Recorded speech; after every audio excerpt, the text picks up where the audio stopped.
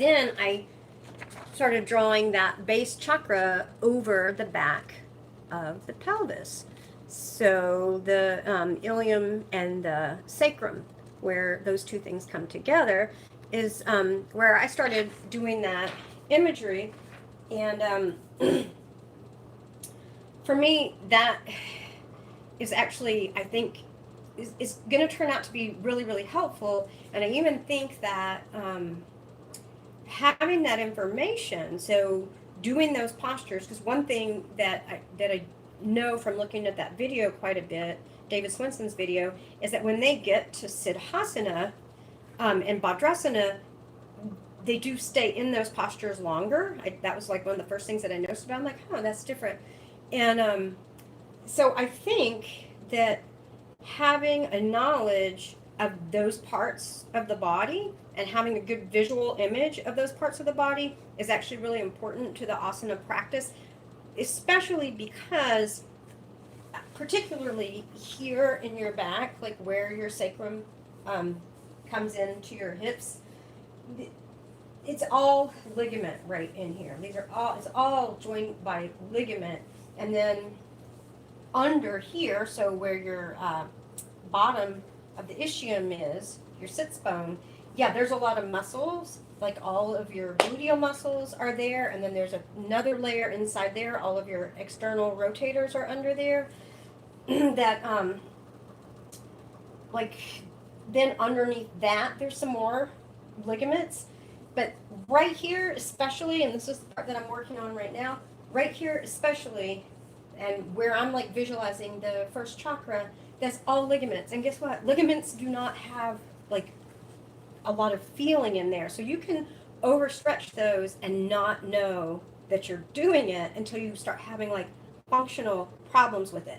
And so that's what happened to me. And I kind of pinned it on, it's the leg behind the head postures, because that's when I started noticing the functional issues. But I actually think that it started way before that with overstretching those ligaments.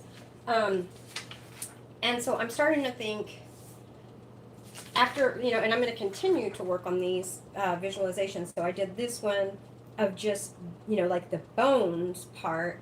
And I'll put some notes. This is too long of stuff to like say all the ideas that I have about it, but I'll put some notes in the description about some of the visual imagery if you're, if anybody wanted to use it. But I think in some ways, you color these things, you think about it, and you're going to get what's meaningful and helpful for your own body, what imagery you need.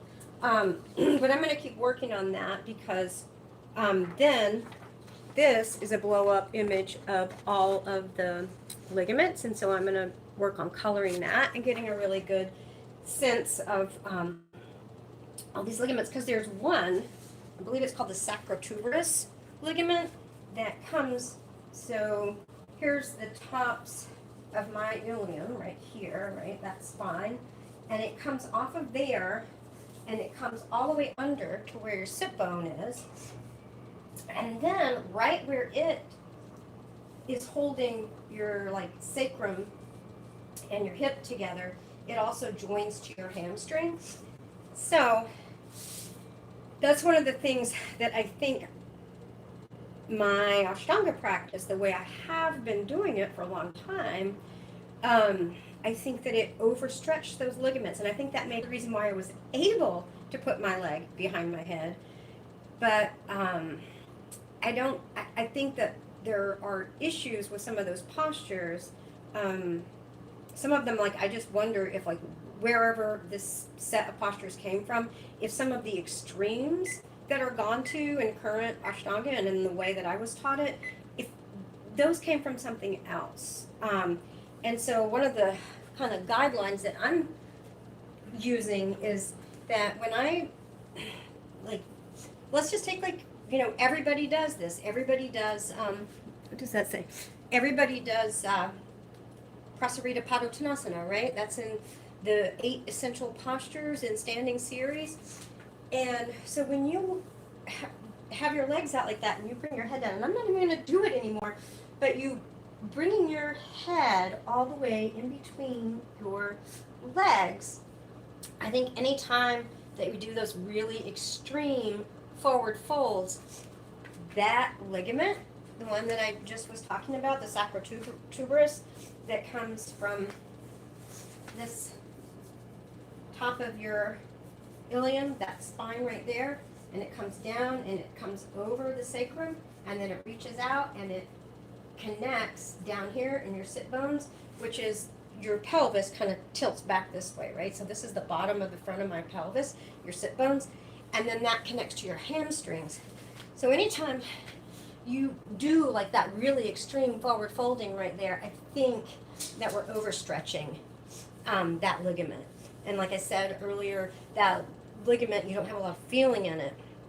So you can't really like know. So like if you have, you know, flexible hips other ways and your muscles are pretty like loose, I think you can overstretch that. And doing anything where you're bringing your torso between your legs, I'm starting to think is not a good idea.